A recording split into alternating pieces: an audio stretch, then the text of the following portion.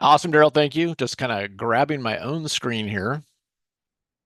And I think I'm sharing. Should be good to go there. And welcome everybody during a market hours. We're here to kind of talk trading and all the fun things here. And normally when we're doing webinars and things like that, we do it at 7 o'clock at night Central Time, which is great. On the one hand, the markets are closed, but on the other hand, there's things like, family dinners. And I know that, for folks living overseas and international, that time zone doesn't work so well. So we thought we'd just kind of try this as well, just to kind of see how that works for everybody. And a lot of times people ask, is this live or anything like that? This is the account I'm going to be talking about. Small lot account. You can see there's the time right there. And this is just an account where, look, my own account I trade is fairly large. And sometimes for a little period of time, I kind of got over just the idea of trading a small lot account. And then over the summer, my daughter asked me, like, hey, Dad, can you teach me how to trade? And I got really into it. And so I'm just going to talk about that journey, how we're continuing along that journey this year and kind of doing alerts as we're doing trades and things like that right now. So anyway, so it's kind of fun. All right. So, how teaching my teen daughter woke me up to a simpler way of to double a small account. So, simpler trading, maybe this is simpler trading in terms of the way this came about. And I always love stuff like this because a lot of times, in trading, sometimes when you go to solve a problem, and in this case, the problem was how do I teach my teenage daughter who doesn't get up um, in time for the markets to open, but how I want to find a system that works for her that kind of forces you to discover new ways of looking at the market. And oftentimes those present surprising anomalies and rewards for how to do it going forward. So I thought that was pretty awesome. All right. So welcome everybody. Disclosure, of course, if you've got 200 bucks left your name, I wouldn't put it all in the next trade on an options, hoping that it's going to change your life. You got to understand the risks and everything like that, as with anything. Like that's a common sense approach there. All right, so just kind of the struggle here. And this is just a question before we get going, because I have a pet peeve with this industry. I have many pet peeves with this industry, but this is one in particular. And just the whole idea that, if you've got limited capital, how many have found that that actually feels very risky? Because what you always hear from a lot of presentation and things like that is they try to cover their ass and say to trade money that you can afford to lose. Okay, well, guess what though? The truth is that if you are starting out in trading and you're trying to learn how to do this and you've set aside a couple $1,000s to learn how to trade, that isn't necessarily money that you can afford to lose. Like that's money you could use for rent. That's money you could use for groceries. Okay. So this fantasy world where everybody's sitting around with millions of dollars in their accounts and they can just throw some money out there that they can quote unquote afford to lose. To me, that's just not reality. And so, and that kind of sunk home as I talk about kind of this journey because, like with the and something like that, it's if someone's starting out, it's not like there's excessive resources they can plow into. So anyway, I understand the idea behind this, but the reality of it is that what I have found is that for most traders trading a small account, it is not relaxed. It is actually very stressful for the very fact that, there are a lot of hopes and dreams associated with this, a lot of stress involved. And a lot of times trading a small account can be more stressful than trading a large account. Okay. So I just want to clear that up and if that's something that you feel in your own trading journey, just want to acknowledge that as well. Now, I think the struggle here and what I've seen is that I've been doing this a long time. I was trading actively in the 90s through the dot-com up and down and 2008 and all the things. And it's great because when the one thing that being around a lot of different markets it just kind of gives you a breadth of experience. Kind of you've seen a lot of different situations and you kind of understand that, you know, things haven't really changed that much. Okay. And I think that's a good thing. I've made a lot of money trading. I'm super grateful for that. Nothing but gratitude towards the markets and the journey that it's given me. And it's been interesting, especially over the last couple of years or so. I've been trying to figure out like, okay, well, what do I want to be when I grow up? What do what do I want to do for the rest of my life? That kind of stuff. Because I like trading and I like teaching trading, but I've also been kind of thinking in the back of my mind, like, okay, maybe I've kind of climbed that mountain. Is it time to find something else to do? All that kind of stuff. And as I was going through this process, my daughter came up to me over the summer and just said, hey, Dad, I'd like to learn how to trade. I'm like, all right, well, this is a new thing. If my kids, I never want to force like stuff on the kids, like, oh, you got to learn how to trade. But if they want to learn, yeah, I'd love to teach them. And about the time I was thinking about this, she expressed interest, and it's like, all right, let's do this. So little did I know the adventure that was about to begin. So we decided to start this in mid-August 2024. I was excited. I was prepared. I was ready to go 8 a.m. I had a curriculum.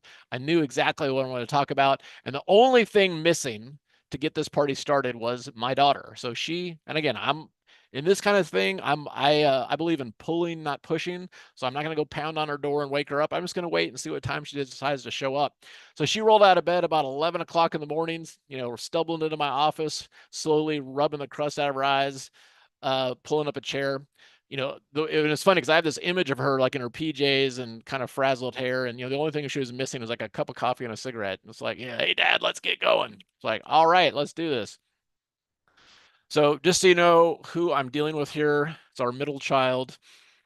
Um, this is a fishing trip in Alaska. This is a board game she invented, and we're playing it. I forgot why I was wearing that. This is us playing chess in the BVI and us doing some trading and things like that too. So anyway, she's a pretty awesome kid.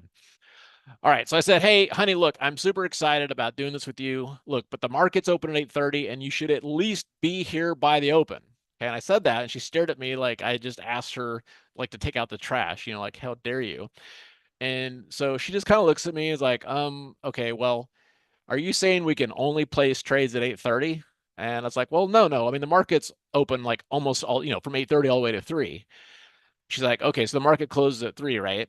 She's like, yeah. And so she kind of processed that, and she just kind of raised her eyebrows and sat down. Like, I did not have a good argument that she had to be there at 8:30. I'm like, okay, so that absolutely ended the discussion right there. So that was the first thing I had to just kind of have to adapt to. This isn't a situation where it's like, all right, let's get up in the morning and let's see what's happening into the futures and stuff like that. No, this was somebody who's going to roll out of bed at 10:30, 11, and we need to adopt a strategy for that. I'm like, got it. Okay.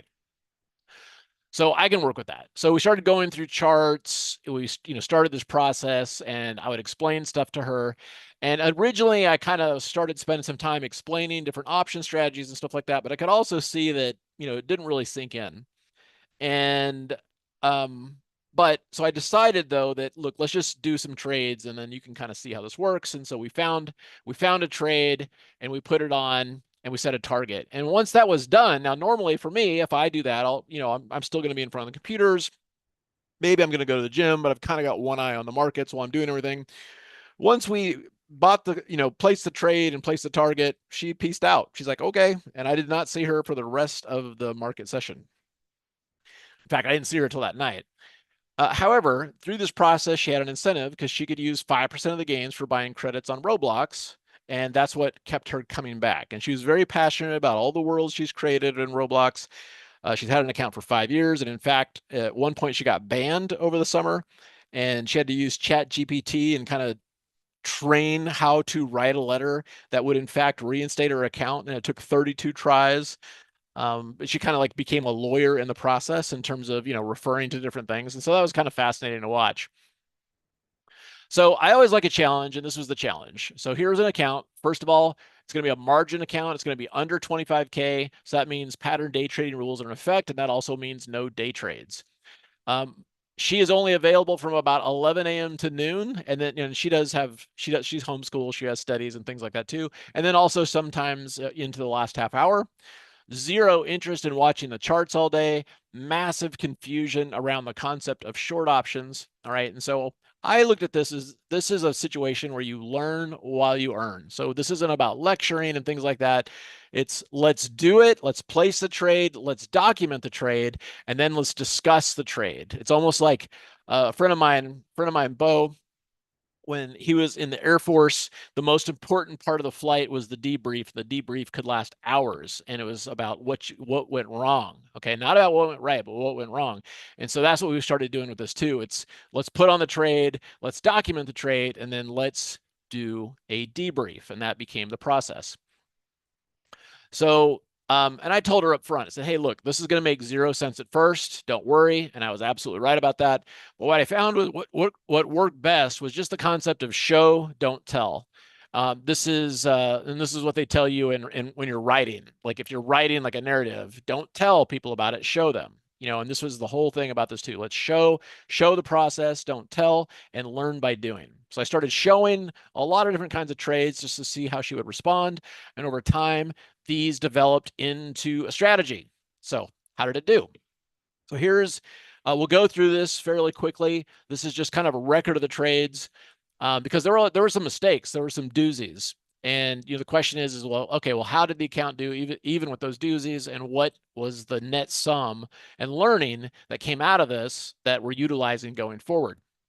Well, the great thing about this is that and I say that facetiously, so our first trade we placed on August 12th. We placed another one on the 13th and another one on the 14th, and the first three trades all lost money. So $515, $300, and then a whopping $710 when I did a put debit spread that we held overnight, and it basically lost most of its value. So right away, we went from a starting balance of $11,494 down to $9,969. Down $1,500. So right away, she's certainly not impressed. But then took a deep breath, and then we kind of got on a roll. And over the course of the next 1, 2, 3, 4, 5 trades, we made that money back and then actually took the account positive. All right. So what we're doing here is kind of getting more into a rhythm. None of this, very much eliminating the 0 DTE because, you're essentially banking on where it's going to close and cash settle. So looking at 1, 2, and 3 DTE for any SPX trades, and then also bringing in some equities. We tried to unbalance butterfly on Meta. That was okay. But what was really working here was just kind of doing some overnight, 2, 3 day out credit spreads and debit spreads and a couple of butterflies. And just kind of settling into that groove. So even though we started off really, really slow, after the first month with a starting balance of 11,500, we ended up at 14,500 with a gain of 26%. And so what I've done with all these two is just kind of also showed just a copy of the statement. So this account that I hadn't been using for a while, it had $1,400 in it. So I wired $10,000 to it so that we could actually start with a beginning balance. So that's the beginning balance. We wired this. So that's a starting balance of $11,494. And then we ended with 14,541. All right. So that was the first month. The second month we come in and we kind of got into a groove here, but we actually, and by we, I mean me, we made a couple of big mistakes. The first one was I was talking through a trade on some calls, and the account is default to 10 contracts. I'm used to having to manually change it to 1 or 2 contracts. Avery was not. So when I was talking her through it, it defaulted to 10. She didn't know to check that, and she placed the trade. And I saw that it was working, and I tried to cancel it, but couldn't in time, and it filled. And this was, this wasn't a cash settled trade. We could hold it overnight, but it's also PDT. And it's one of those, hey, if you do one more trade, you're hosed. Like, okay. So we had to hold it overnight. Murphy's Law, the next morning, of course, the markets went the wrong way. And this turned into one of the biggest losses of the program right there. And that was just kind of a trade error.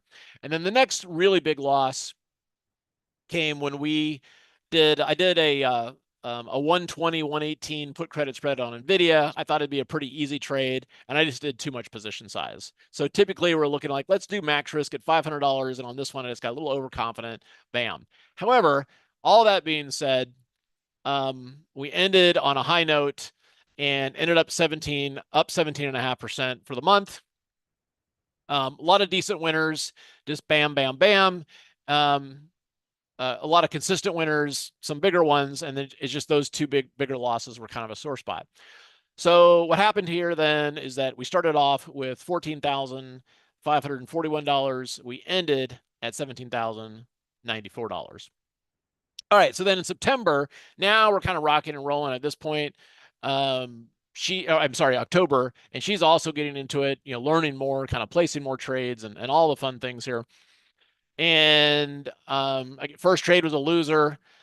From there, I had a couple more losers, but then had a nice kind of a run. And we did some things, some butterflies and some different things like that on credit spreads. A lot of it on SPX, not 0 DTE, but 1, 2, and 3 DTE. And then as well as different MSTR, Meta, and a few things like that. So I tried to keep it pretty, not a whole lot of different symbols to look at, but just kind of let's just focus on a process and do all and then just like that. Had a doozy of a loss here and here. Okay. And so what did I do here? And this was my fault. I decided, because I'd been doing these wide iron flies in my big account, we should actually do these in the small account. And so on the SPX, I did 50 wide in 2 contracts. And look, it went the wrong way. And it just turned out to be a way, way, way too big of a loss. And so at the very least, I should have done 1 lot 25 wide. And instead, I was doing 2 lots 50 wide. And in fact, the next big loss was I did another 50 wide, and this time tried it with 1 lot, and it also didn't work. And that was a $1,700 loss. And so part of this process was, okay, well, yeah, you know what? Some of this stuff is working well in a large account. Let's try it in a small account. But then what we got to do is find the right, what's the right risk? What's the right position sizing?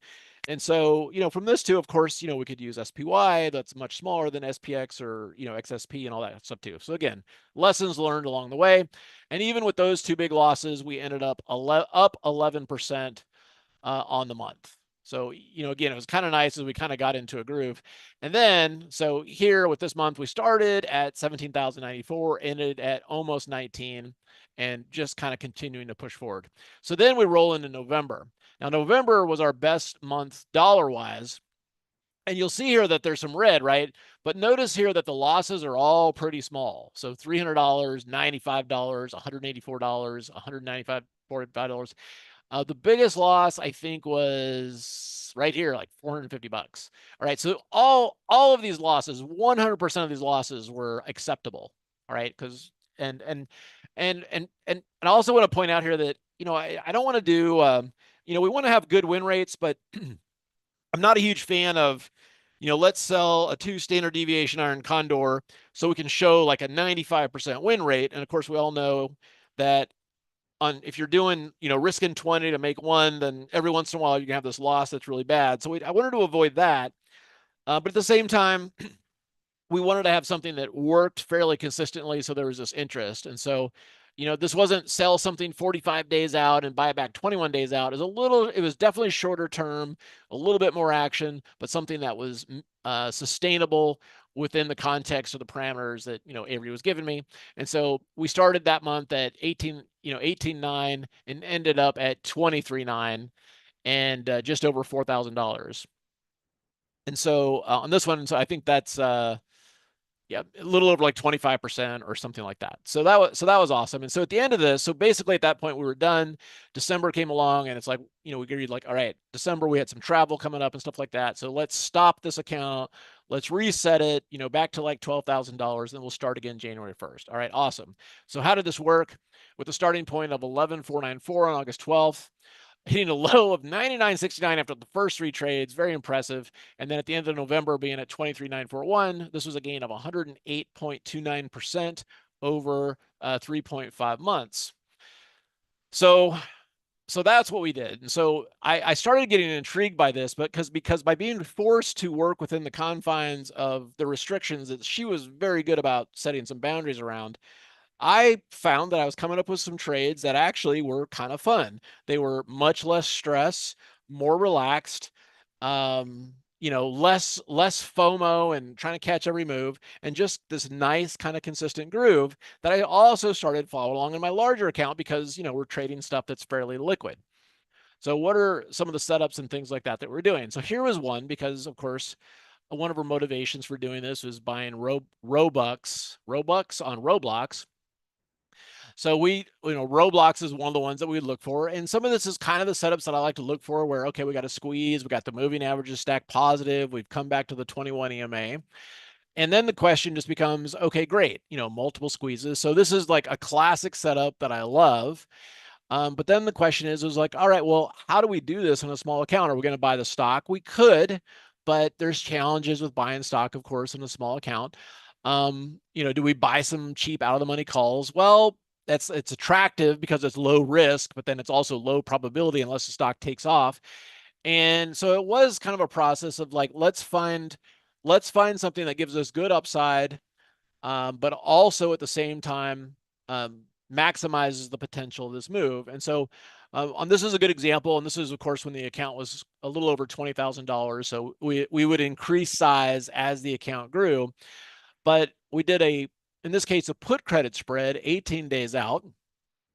And that was kind of what I would call the low hanging fruit. Let's just kind of capture some theta. And then the money would come, if this thing moved, would become from the debit spread, which we got for pretty cheap, $1.30. And we kind of rule if we're going to buy a debit spread, it should be at least 25% or less the width of the spread. And then the idea is, we're looking for on the ones that work in this case, looking to make like $500 to $1,000 on a trade while risking about $250 to $300 on a trade. So that became kind of the groove that we fell into. Another one that we really liked, and some of this would be things that we'd find like IBD 50 and different things like that, but CLS. This was one that we looked at a couple of times. There's a squeeze here. And so what we would do, because remember, she's not sitting there staring at the screen. We're not doing conditional orders because that's a little too advanced. But what we did talk about is like, okay, look, if there's a situation like this, let's put orders near the 21 EMA. And we walk through just kind of the whole idea of theoretical pricing and all that. Like, all right, if this flushes down, let's have some orders working, like, some debit spreads and things like that, where they're just ready to catch it. Like we're willing to catch into support, and we don't necessarily need to wait for confirmation or anything like that. So that was kind of the idea here. And this worked out great because then we could actually get some really good entries. And also she didn't have to sit there and watch it all day. She could come back at the end of the day and say, okay, did we get filled or anything like that? And it was helpful for me to kind of watch how she did it. She wasn't all nervous and staring at the charts. It's like once we had the orders working and stuff like that, she just left. And a reminder, like let your orders do the work. You don't need to stare at it. In fact, staring at the chart isn't going to help at all. And in fact, may be more detrimental to process and cause errors and stuff like that too. This was a little earlier in the process. And in this case, again, debit spread, 35 days out. In this case, we got filled this was a $20 wide. So we got filled at 550. And I think our target was $10. And so again, just 2 contracts, not a ton of risk at that point, but also because 35 days out, you can kind of, if it's not working, you have time to get out, and it's not like it's going to go to zero unless the stock absolutely collapses. So the other thing we would do is that sometimes we might find that it's like, gosh, we've got a lot of longs here. In this case, we were long ATAT, CLS, FOUR, ONAN. And then we also had some calls on TLT, and we were trying to buy, Tesla, and we were trying to buy TLT. So there was a lot of exposure. So in this particular case, I kind of added a cheap out of the money SPX put for, like $1, just one, because in case the market was looking a little frothy. So in case the market just kind of rolled over and died, and it was showing signs of that. So, okay, that's some cheap insurance. So there were days. I'm going to drink a water here real quick. So there were days when, our portfolio kind of took a hit, but it offset because we had hedges in place. And so that was another way of kind of doing this, is what I would simply call portfolio management, managing the net liquidating value of the account, so that we might have a day where, the market pulls back and we're long. And instead of riding out that hit, it's kind of like trying to lock in your account balance so that, if the market falls, your account balance stays about the same. And then you take off your hedge. And then if you get a bounce back, then, your net lick is actually growing instead of coming back from whence it came. Right. And so that's an important part of what I simply would call portfolio management that we did. And then I was also a fan of butterflies. We tried $5 wide. Those are absolutely worthless on the SPX. They only count, really if you let it cash settle or you close it, 5 minutes before the close. So we would try to do things that were, in this case, it was $15 wide. And, you're getting in at $2, and in this case, getting out like at $5. So a lot of butterflies like that were wider nets, that where you just kind of look to hold it overnight, see if you could get a double the next day. And that worked really well in markets that were trending, because we could just set, a new one that's out of the money and let that keep going. And so that was nice. And that was a good strategy as well. So a big part of this, and I've kind of talked about, some of what didn't work and some of what worked, but a big part of this was absolutely learning what not to do. Okay, so here's what we learned that didn't work. 50-point wide iron flies in the SPX held overnight. Okay, not good in an account this size. I like doing those, but they're more appropriate for larger accounts. Okay, so if I'm going to do SPX, we're talking, probably 25 wide, one lot max. um More, it's probably better on something like this to look at XSP or SPY because they're 1/10 the size, right? And so that was something that I thought that was going to be kind of a hack, like, wow, we're going to be able to grow this really quickly by doing this. But as always, and stuff like this, you always got to plan for what happens when it doesn't work, not when it does. And that was just too much risk. Friday pinning trades on equities like Meta, etc. Absolutely no. I don't mind doing those in my big account, but for a smaller account with my daughter, absolute shit show. Pardon my French. But all that, you guys know, all the stuff that happens, on Friday into the close and all the stuff and things like that. I would always just kind of watch her expressions, and it's just like if she just looked either like confused or frustrated, we just stopped doing it. And so while that's something that I don't mind doing here, this is something in terms of especially thinking about what she wants to do, but also if we're going to send out alerts on this stuff, I don't want people having to sit there and stare at the screens. This is something that I want people to be able to mimic, like, hey, look, if my daughter is rolling out of bed at 11 and we're placing a trade and then she's going away for the rest of the day, that should be an alert that someone who's working full time or they're a mom or something like that, they should have the same courtesy. Like, this is not something where you have to like frantically, try to manage all this stuff. So we just stop that. Like, again, even though I'll do them on my large account, I kind of liked the idea that, like, you know what, maybe this isn't a fight that we need to deal with. And so I like that a lot. Earnings trades. Well, first of all, my 18 would sleep right through it. So this was like, you know what, this is not an earning. This is, for the most part, there's really nothing here we want to do with an earnings trade. We absolutely could do one and set an order overnight, but again, it's just the risk. You don't want to have that one trade that gets away from you. So any earnings trades just have to be absolutely kind of asymmetrical risk and things like that too. But in general, we avoided them. Pushing into Friday's expiration on equities. Too much can go wrong. So what we did kind of find is, for the most part, if we were going to do a shorter term trade, we might get an option 10 days out and then take it off when there was, like, say, 4 days left. But we would avoid things like, okay, this thing expires in 2 days and let's put it on and see what happens, unless it was like a cash settled SPX trade that had very, very attractive risk to reward. So again, a lot of this was just like, you know what, this is the stuff. Yeah, it's fun. It can be sexy, blah, blah, blah, blah. But she didn't want to do it.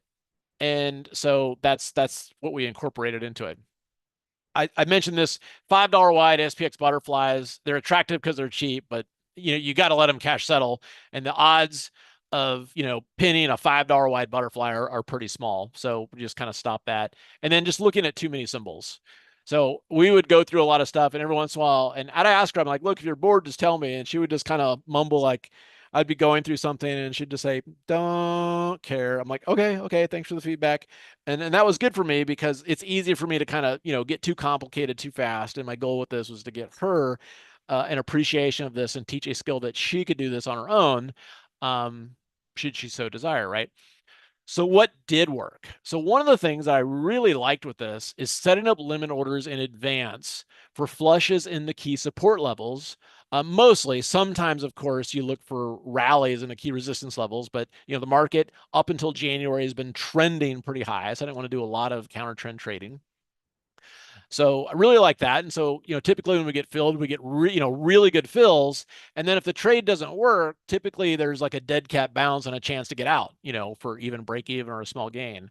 But really focusing on being patient and nailing those good fills. Okay, so no chasing, no buying it plus plus 2 ATR, stuff like that too. So that means we would miss a lot of stuff.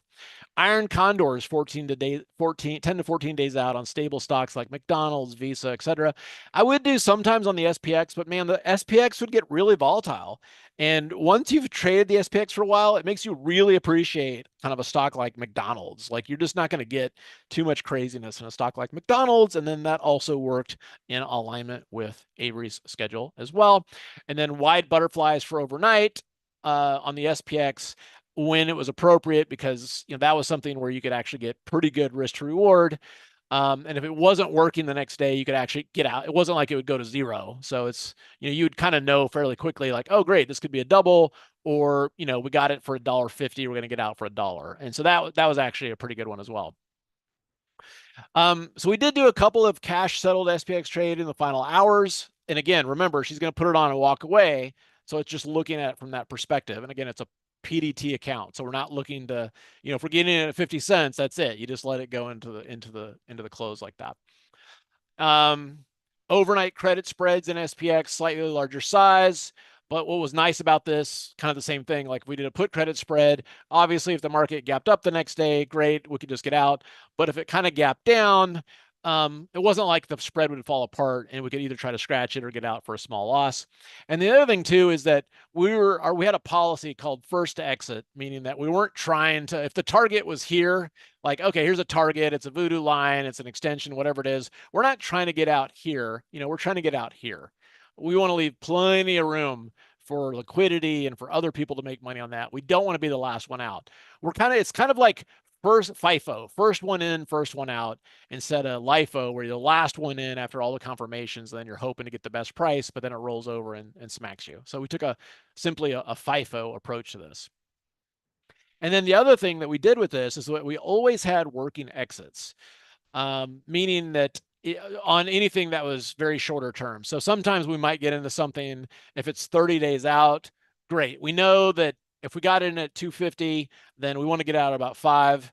But let's give it a couple days and see if there's some crazy bounce where we might get a little bit better. But otherwise, let's kind of get into, we're not trying to milk this. Let's just, get it out and sell too soon. Stops a lot of time were based on time. As if you've traded options before, putting a stop loss in the options market isn't necessarily the best idea on the planet. But if you're doing it right, we're also not doing things that, has a high risk of going to zero. So it's like, all right, let's define what it is for a trade set up to still be true or not true. And if it's not true, great, let's just exit. So that was pretty clear as well.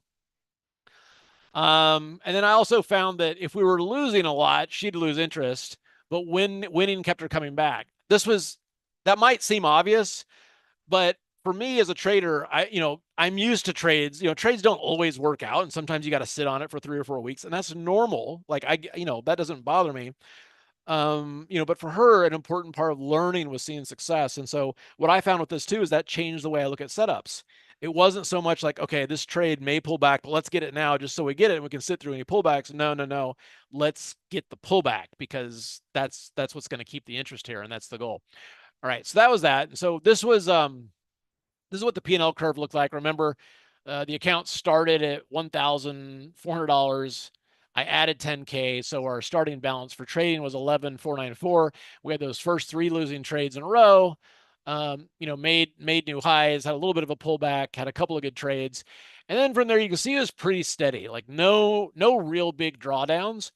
Part of this is you saw that one slide where we had that SPX put in place. Part of this, not all the time, but once in a while we'd have hedges in place that would help this. But I just thought it was important to really talk about P&L management. This wasn't about let's go for it, let's get a big trade. No, this is the goal. You want to have an equity curve that goes from the lower left of your screen upper right, and let's trade in such a way as to facilitate that and make that the high probability outcome that we're looking for. So why small accounts? I like trading big accounts, but I've been trading long enough that sometimes I forget what it's like in the beginning. And I've learned so much just by watching the market through her eyes. Okay. You can kind of, after a while, if you've done this for a while, I don't know if jaded is the right word, but you're kind of maybe get a little too cute. Let's kind of scalp every little thing. But here was a process where she was mostly just interested in the outcome. Like, let's just find a process that gives me the outcome that I want. I don't need to sit there and try to learn every little nuance in the market or, what's the flow happening right here. She didn't care about that, but she did care about a process that would give her good entries and that had a high probability of working out. And that was something that I could work with. And it really also made me realize that the hopes and dreams of a small account are much, much different than the hopes and dreams around a large account. The hopes and dreams around a small account could be as simple as, well, I just want some extra money to buy Robux. And that's a lot different than okay, I want to grow this and all the different things that can come into play there. But that was a simple goal to create income from an account with a strategy that was manageable for someone that was a student, had a lot of other things going on, but could kind of create a reliable source of income in order to buy Roblox. That to me is something that's like, okay, I can get my arms wrapped around that. And water break, hold on.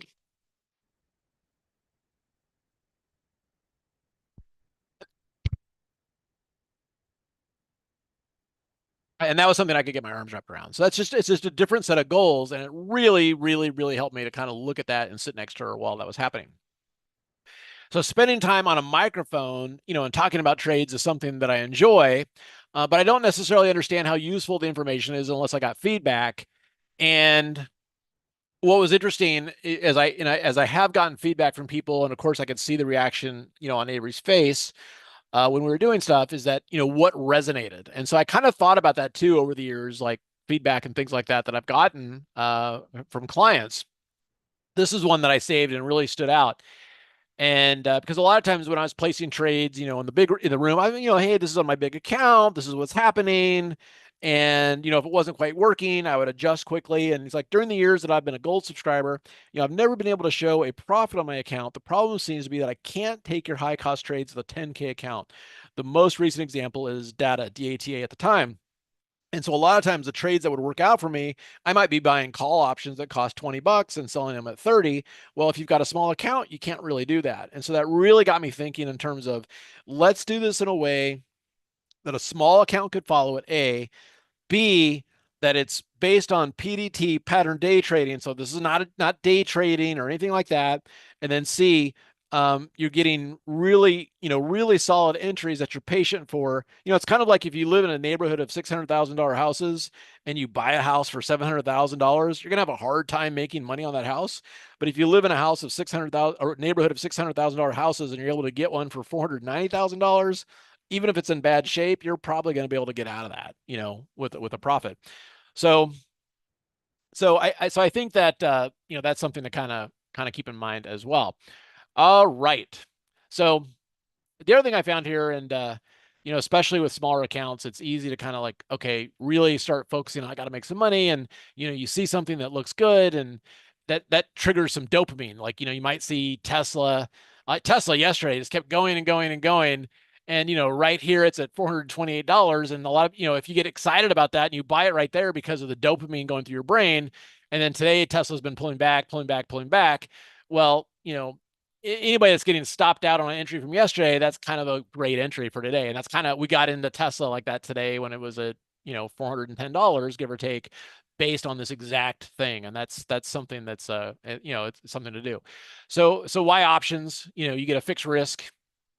It's, we're not doing obviously naked shorts and stuff like that. Fixed risk because you know exactly what your max loss is. I really like the asset class flexibility, whether it's Bitcoin, or whether it's a big stock that's a $2,000 stock, whether it's a smaller stock. You can do, with options, you can construct anything. So you're not limited.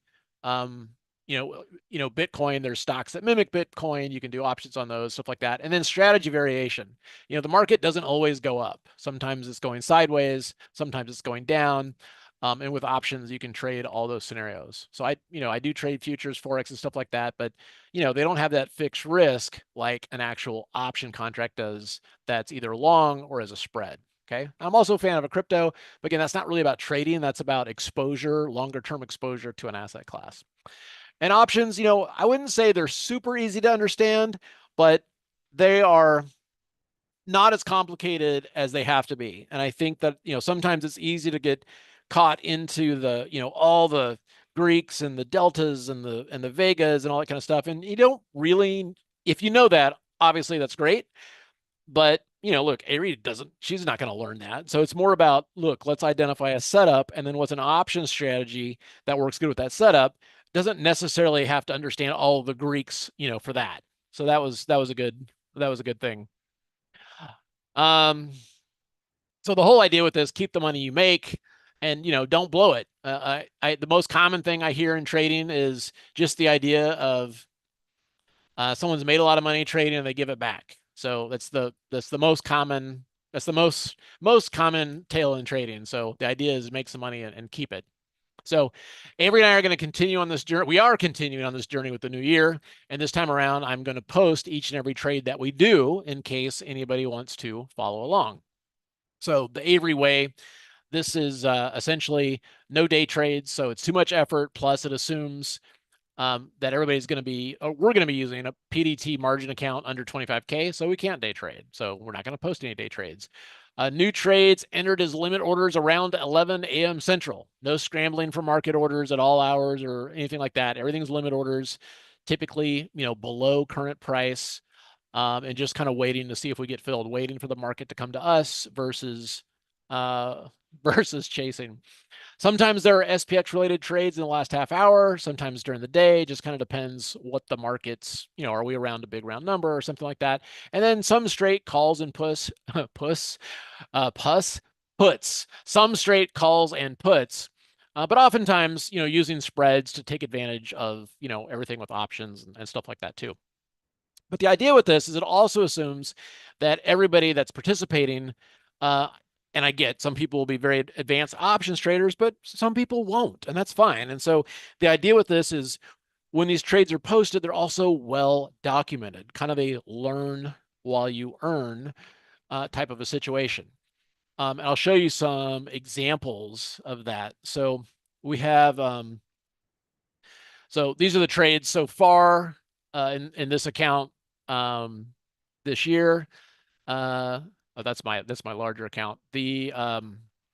So this is an example. We just did a trade on VRT. We got filled last week on this flush into the 21 EMA, and we still have it. I think now it's trading up at 132 or something like that.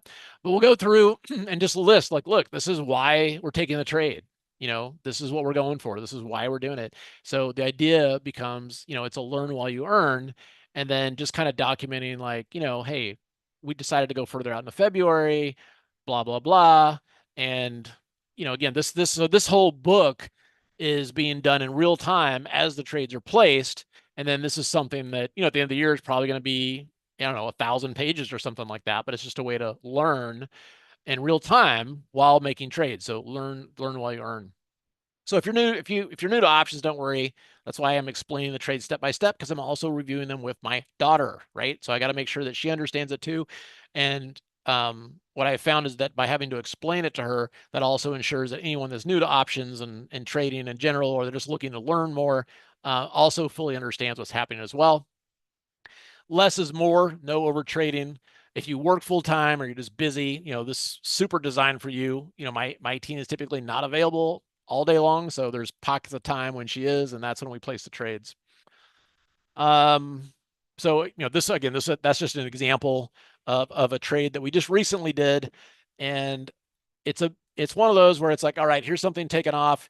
Let's put in some orders down at the 21 EMA. There's a squeeze, and we're just going to work that order. And a lot of times, especially on stocks like this is an IBD 50 stock, you really want to be there when it's flushing with a plan and with a plan already in place. You want to have your bait in the water and catch it, because a lot of times this is fleeting. What's happening here is that all the people that bought here are getting flushed out, and this thing can be a pretty quick.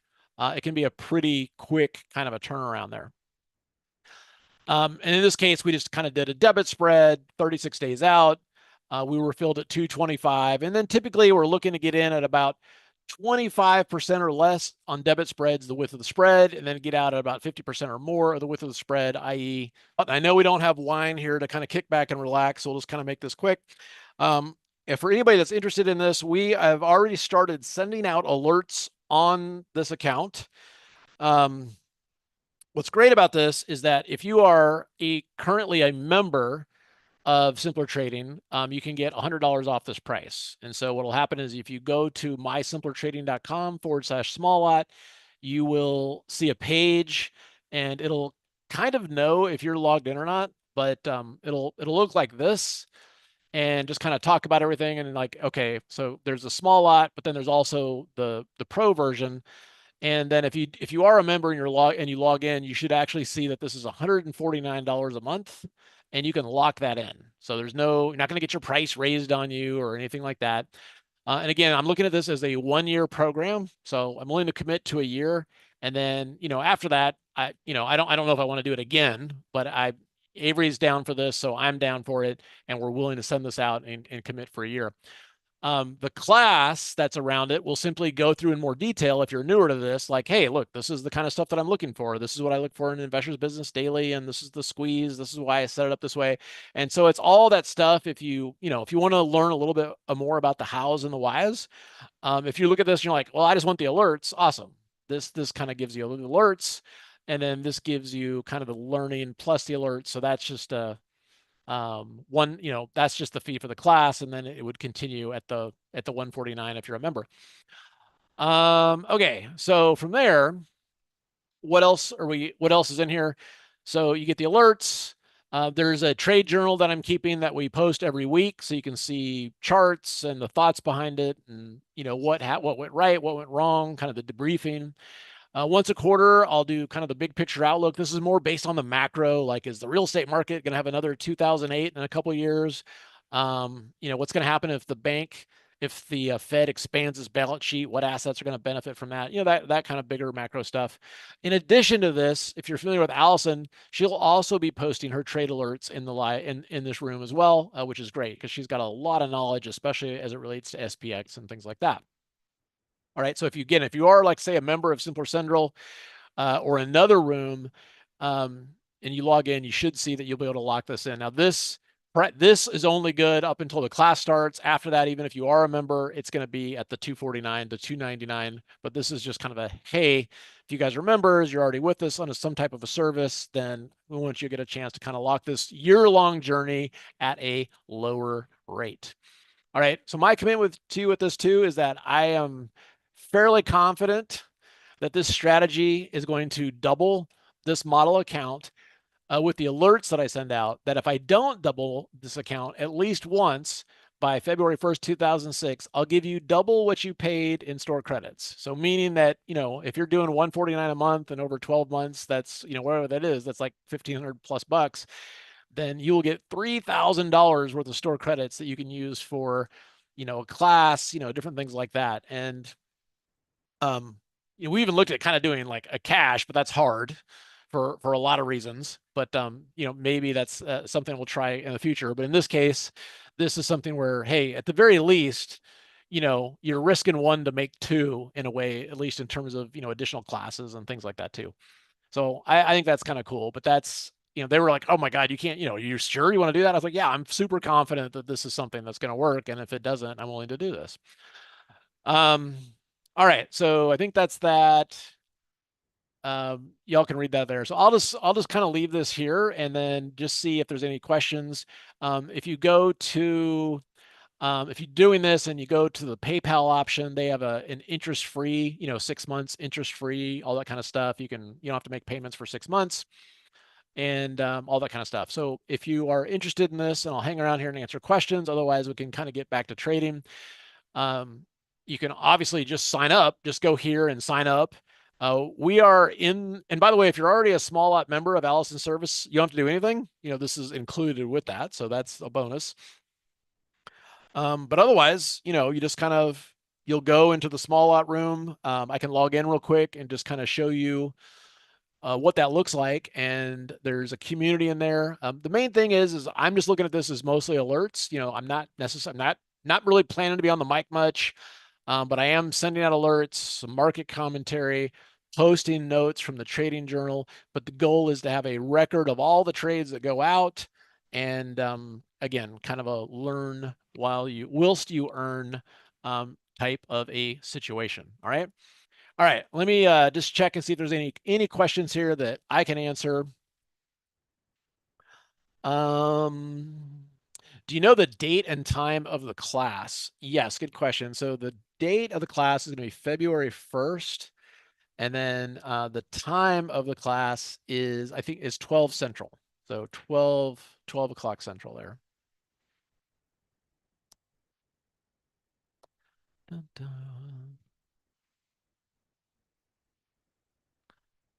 Let's see. Yeah, well, here's some comments that I've gotten so far on this, because we've already started posting trades and things like that. And I recognize definitely some of the people that are already in the room and they're already taking the alerts. But it is kind of getting back to a much more disciplined approach. And it is kind of easy, especially with SPX and 0DTE, to like, all right, let's just kind of sling some trades and stuff like that. But the goal with this is like, hey, here's a disciplined trade. Instead of a disciplined approach, instead of over trading, we're under trading. Um, but it's not like we're only trying to make 1%, or anything like that. It's we're trying to double account within all that process.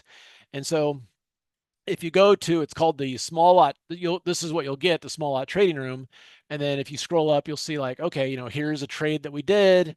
Here's the chart. Allison's posting trades in there too. And then, the ones that we're tracking are my trades. So that's the only, those are the trades that are tracked on the double your account thing. But, as a bonus, Allison has put in some awesome trades in there as well. This is a setup we did on Tesla. And again, the details and everything like that's there. Um, let's see. What was the other trade here? Yeah, anyway, so you can see all that. And then if you go like over like to notes and stuff like that, you'll see a more detailed explanation of all the trades and things like that. So again, the idea is learn while you earn. This is a trade that we put on today in A Lab. We just got a bid in place. And again, so anyway, that's what we're doing. This is what I did with Avery, and that's what we're doing with this. And so it's been kind of fun. All right. Let's see what else. Let me put this back here. And again, if you are a member, if you're a member of Simpler Central, Trendy John, Raggy, you're able to lock in $100 off per month. And remember, I'm just kind of looking at this as a 1-year program. And after we get to February 1st, 2026, my plan right now is I'll just wrap this up. Again, this is just kind of a 1-year program. Maybe at the end of the year, I'll want to keep doing it if Avery's interested or Dylan's interested. But right now, my plan is this is a 1-year program, and this is a way to kind of participate. And I think it's kind of fun. It keeps Avery engaged as well, and all the comments from good, bad, ugly, whatever. It's always fun to kind of go through like that. All right. Um, yeah, never give up. And I look, and I think a big thing like this, because I've talked to a lot of traders and they get, when they get frustrated and stuff like that. But it's really just the thing that I've remembered, in doing this is that trading more and trading more frequently does not necessarily equate into making more money. And oftentimes it's the opposite. Like a lot of times the biggest problem people have is over trading. And this is a way to kind of take a deep breath, minimize the amount of trading that you're doing, but the trading that you are doing is still impactful. Okay. And I think that sometimes people think like, well, if I'm only trading twice a week, I can't make that much money. But if you position size correctly, okay, so that your upside is pretty attractive and your downside is manageable. Look, I have no interest in setting up a small account and like, look, we made 12% for the year. Who cares? That's and I get it. So for some folks, hey, I'm just looking to make 12% this year. I'm not, but I'm looking at ways, how can we do this and double the account and keep our risk contained? And a big part of that is managing the net liquidating value, meaning that you increase your position size as the balance increases. Okay. So yeah, I might be doing 2 contracts now at 12K, but at 18K, we might be doing 4 contracts, right? And then setting up hedges that are in place, knowing kind of when to be flat. Um, it's not like going into CPI, we just kind of had one position. If the market was up 100, great, but if it was down 100, we're not going to get hurt either. And so it is kind of knowing when not to have exposure, knowing when to press it a little bit. I think that, sometimes people get not really sure what to do with position sizing. And look, if I've got what I would call normal position sizing, but then there's times when I'm going to position size a little bit bigger because it's a better situation. And I'd be able to identify those situations, document it, put it in the journal so you can see like, oh, why? Okay. And, look, and some of these trades I'll be taking, I think, in Tesla, we did this call debit spread. Hey, here's what I'm doing in a small account, but in the big account, what I'm doing in the money calls, deeper in the money. And I'm happy to share both. But the focus is absolutely with the alerts is on a smaller account. Um, let's see. Can we take this class? Can we take only the class? No, no, really, the class really is designed to document the alert service. So what I would do is if you want to just take the class, I would probably still do at least a month, 30 days of the alert service. You don't have to keep it, you can cancel it, but that's how it's currently put together, just for simplicity and all that. Ba, ba, ba. Dun, dun, dun, dun, dun. Yes, indeed. Great. What is the commitment on our side? Okay, no, good question. So I'm doing it for a year, and you can pay monthly. You don't have to pay monthly all year. If after 30 days you're like, I know you're doing this for a year, but this isn't for me, that's fine. You can cancel. If you to be in, to be eligible for the $3,000 in credits, of course, you have to, if I don't double the account, you have to be a member throughout the whole process, of course. But I think that's it's uh, a pretty strong statement to say, like, look, guys, if this is what you're looking for, I'm not going to be screwing around here. Like, this is stuff that's going to be tracked. It's going to be very careful. Um, so if that's something that resonates with you, and there's like a lot of accountability there as well, then I think it'd be pretty intriguing. Let's see what else. What if you can't enter the trade at the time of the alert? Okay, so that's very possible. Now, the good news is that when I do an alert, it's it's a like a limit order. So like yesterday, so like when I placed the alert for VRT, we didn't get filled for 2 days. Okay. I placed an order yesterday for Tesla. We didn't get filled till today. Um, Now sometimes there'll be a trade that we want to get into that day and stuff like that. But generally, if like we're setting an alert at 11, it's not like, okay, we got to get into this trade right now at 11. It's okay, we're going to work this order. So the idea with this is that I look at it as, and again, I'm designing it for my teen daughter who's not available all the time. And it's the same thing. The service is designed around that. It's assuming, and if you're in front of the computer, obviously that's fine. That's easy, right? But it's also assuming that you might be working, you might be running errands, you might be picking up your kid from school, you might be at yoga. So the idea is that the type of trades that are done are not it's not a prerequisite. You got to be sitting at your computer like, oh my God, I got to do this. It's the idea is like, hey, here's the order. We're working the order. We'll let you know when we're filled. If you miss it, you know, a lot of times you could probably still get in the next day. Maybe it's not quite the same price, but it's going to be close, that kind of stuff. Um,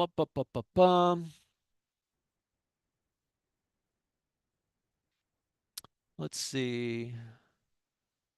Yeah, no, that's a good question. I'd love to make 12% without huge drawdowns. I get it. I think that, and I think, look, the last year or two, I've got money in index funds and it's been great just being a passive investor. But I think the idea, of making 20%, 25% a year just by investing in index funds, I think that period of time is over.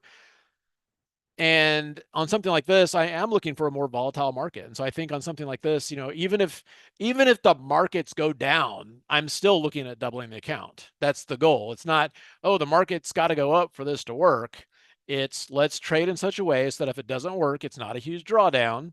And it's a variety of trades that take advantage if the market's going up, down, or sideways within that context. What's the average option price of the trade? So great question. So because it's based on this case on a smaller account, right now the balance is around 12, a little over 12,000. The pricing also takes that into account. So I'll show you an order that we're working, right now. So this is a trade that we're working right now. We're not filled on it yet. And the symbol is ALAB. It's a IBD 50 stock. So we're working this order. And you'll notice here that, the current, it was $4, but we're working to get in at 280. And so generally, like for debits and things like that, we're trying to get in, around $3 or less. So if you did one contract and it's $3, then that's a total exposure of $300, meaning that if it went to zero, you'd lose $300. Now, we don't plan to hold things to zero, at $300, but that's worst case scenario. Sometimes we might do like some SPX trades that might be 50 cents. There's like this end of month trade I like to do. That's something that we would do in here. You get this cheap, cheap option and just let it cash settle. But the idea with this is that, because it's a small account, we're not going to do options that are 20 bucks. Okay. Or if we end up doing an option that's like $5, we're not going to do two contracts. We're going to do one. So it does absolutely, um, a lot of times we're doing spreads because, the individual option, like on Tesla, if we wanted to buy a call, it's going to be like 15, 20 bucks, right? Well, that's not appropriate for a small account because if it doesn't work, it could hurt. But we could do like say an out of the money debit spread for $2.50, right? Or a butterfly or something like that. So that's all absolutely taken into account in terms of account size. Um, bum, bum, bum, bum, bum. All right, let's see if there's anything else here. Yeah, so right now, so basically, yeah, and I share the account with you as we go. So this account started at right at 12K at the beginning of the year. Right now it's $12,953.29. And so as it grows, if it gets to 18,000, then, so you'll know. So if you're trading, say, an account half the size and I'm doing two lots and you want to mimic it, then you would do one contract. That way you're mimicking the risk and stuff like that as a percentage, if that makes sense.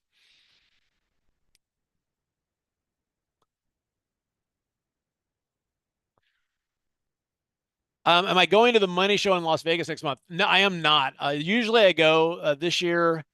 So I'm a member of this group called YPO, and they're doing this conference in Barcelona.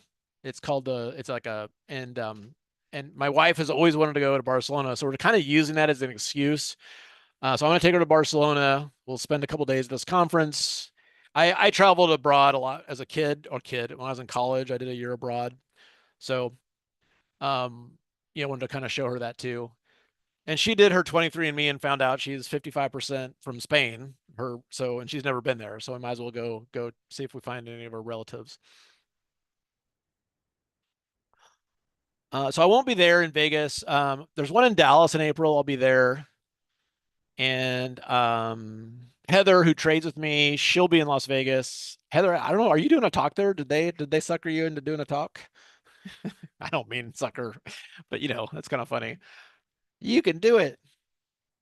Um, let's see.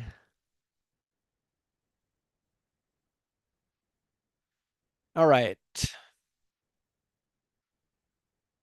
Yeah, so good question. Is there an exit plan that's put in place once the trade is in? Yeah, so again, so it's kind of weird, right? With a pattern day trading account, so we entered a trade today on Tesla. I'm not posting an exit today on Tesla because if it's filled, this is the weird thing about pattern day trading, right? If it's filled, you get penalized. So what I do is like, hey, we're going to target, we got in at 250, we're going to target like $5 as an exit. But, I'm assuming that's not going to get hit today. And then after the close, we can place an order, or tomorrow morning we can place an order. But the idea is that we have working exit orders. And we don't have live stops in place. I mean, we do sometimes if it's like SPY and it's pretty liquid, but a lot of times, spreads and things like that. But what we do is we're not holding anything up to expiration and smoking the hopium pipe. It's sometimes we'll let SPX stuff cash settle, so there's an advantage of that. You just don't have to worry about it. But the idea is we're not scrambling last minute and stuff like that. And so what'll happen if a trade's not working out typically is, let's say we got in at 3 and we're not going to have a working stop in place, but if it gets to the point where it's fallen in half, like $1.50, it's kind of like, okay, either A, we'll add to it, and I'll do that sometimes if it's appropriate. Sometimes it is, sometimes it's not, or we'll just cut it loose and just move on to the next one. So like, if there's still 30 days out and it's at support, it's like, okay, awesome, let's do this.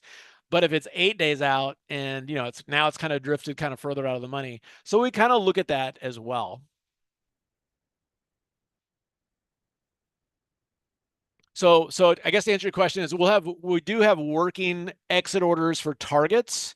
Again, kind of so you don't have to stare at the screen, and that's always nice. You come home or you hear a buzz on your phone, And then typically for a stop, we'll just alert, say, hey, okay, we're gonna set this order here. And typically we're not gonna flush it out. It's let's see if instead of trying to get out at our target, we're gonna lower our target to just above where the market is right now, and let's just try to ease out of this. And so that's kind of the idea.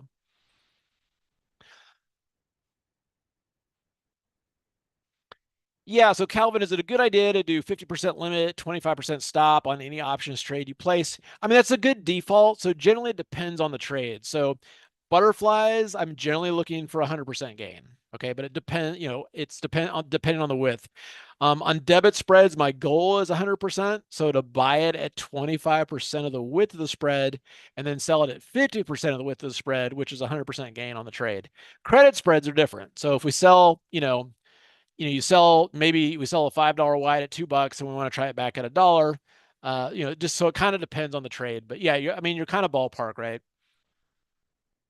Yeah, and look, Julia's just saying, hey, I love the idea of the service. And look, this is something that I am, it's interesting because it's almost like an active service. Like I'm like, okay, as I learned in doing this for Avery, it's like, okay, look, I could see how maybe my style of trading, like what I do in Simpler Central, it isn't for everyone. I mean, I've been doing this a long time. I'm willing to tolerate a lot of risk.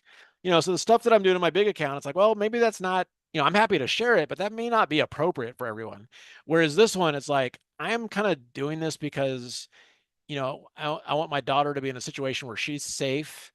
She's trading an account where it's safe, but also shows her the possibilities of being able to make an income from trading. And so I'm looking at that a lot differently than I'm looking at, my account. My account, I'm like, I'm a big boy. Yeah, I'm going to sell this put spread that expires in, 38 minutes.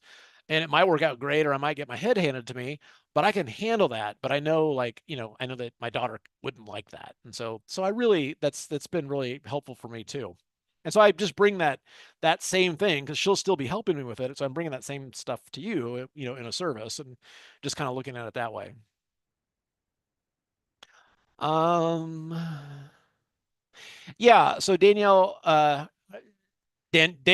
Danielle. Will this type of trading work on an account that has like 5K? Yeah. So that's the idea. So if I'm doing so there's this concept called notional trading. So either one, you can either mimic what I'm doing. So I'm, 12K account, I'm doing two lots. If you have a 5K account, you can do two lots if you want to, but just understand that your risk is twice as much, right? Give or take. Or you could cut it in half. And so the main thing here, I think that's important, is that when I'm posting a trade, I'm posting the exact position size that I'm doing in the account. Okay, so it's not like one lot every time. Sometimes it's going to be one lot, sometimes it'll be three lots, sometimes it'll be two lots, but I'm posting the exact position I'm taking, the position size and everything. And you'll also see there's a running list of like what the account balance is and stuff like that too. And I think this part is it's probably a lot more important than people realize. Um, because now you're really seeing what percentage of the account is being risked, right? And sometimes I might like, gosh, okay, I might do something that's a little bigger than normal because of something, maybe more unique that's happening. But you understand like, okay, geez, on this trade, he's risking 4% of the account, but on this trade, initially he's risking 8% of the account. Wow, well, what's going on? Well, I'm gonna have it documented. Here's why. And so all that stuff. So I think that part's really important too. How do you calculate the price of a limit order? So it's a good question. So there's a couple different ways to do it because there's this thing called theoretical pricing where you can say, okay, if this stock falls $10 over the next 2 days, there's a theoretical pricing model, like on Thinkorswim or something like that, and you can kind of see like about what the option would be. So I'll do something like that. With spreads, that's a little tricky. So what I might do is just say, if I want to get the spread, when the stock falls 10 points, well, then I can look and see what the current spread 10 points lower is trading for. There's things like that. So it's kind of a little bit of a back of the envelope math. But the main thing is that if I'm going to do a $10 wide debit spread and my goal is to sell it for $5, I start with the end in mind. Okay, well, what entry price do I want to get? Well, 450, that's not a lot of meat on the bone. But if I could get like 250, $3, then there's that. And so why exit at $5? because a max profit would be $10, right? Well, the thing about a debit spread is that you're only going to get max profit with if there's a couple days left to expiration because the premium decay. So getting max profit on a debit spread is kind of a fool's game, unless you're doing a cash settled SPX or something like that. And then from there, to get even $7 on a $10 wide spread, it has to go way in the money. Okay. And so that's another thing. It just, you got to be really close to expiration for that to happen. So the idea is just kind of, all right, if our target on any debit spread is 50% of the width of the spread, then from there, all we got to do is work on an entry. So yeah, maybe sometimes we are going to get in at 4 and get out at 5, but I start with the end in mind, and then it's like, all right, if we're in a neighborhood of $600,000 houses, and I want to buy the house at 400,000. I don't want to buy it at 700,000, right? Yeah, YPO Edge. If anybody is, there's it's either GLC or Edge, but I think it might be Edge. Yeah,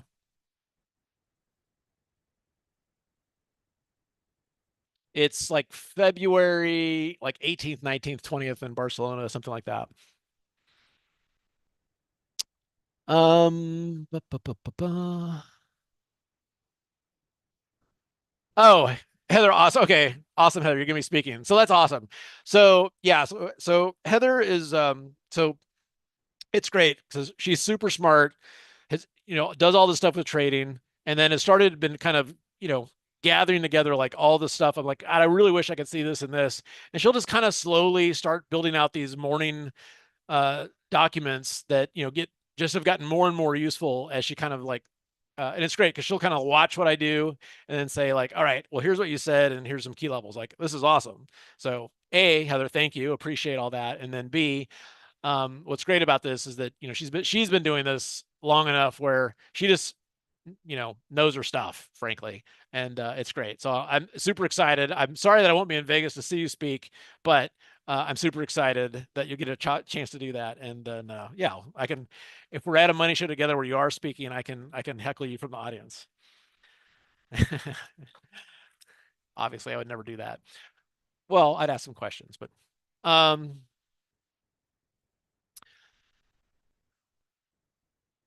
let's see here. Okay.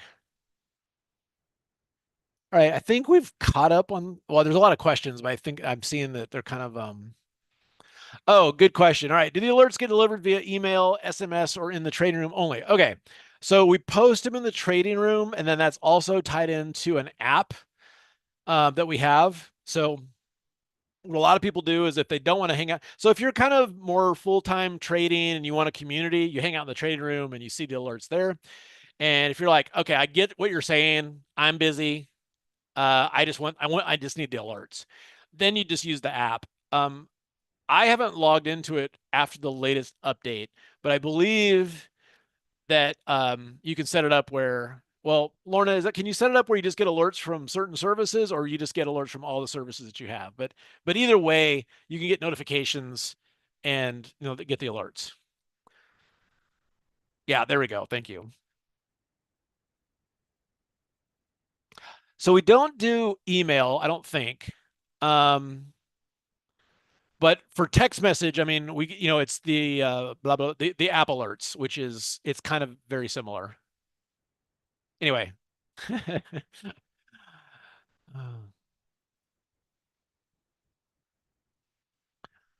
Da, da, da, da, da. Okay. All right. Good stuff.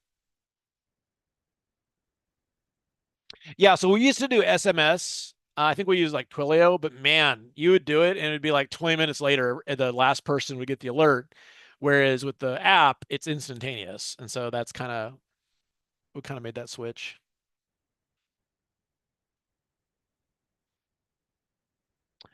Ba, ba, ba, ba.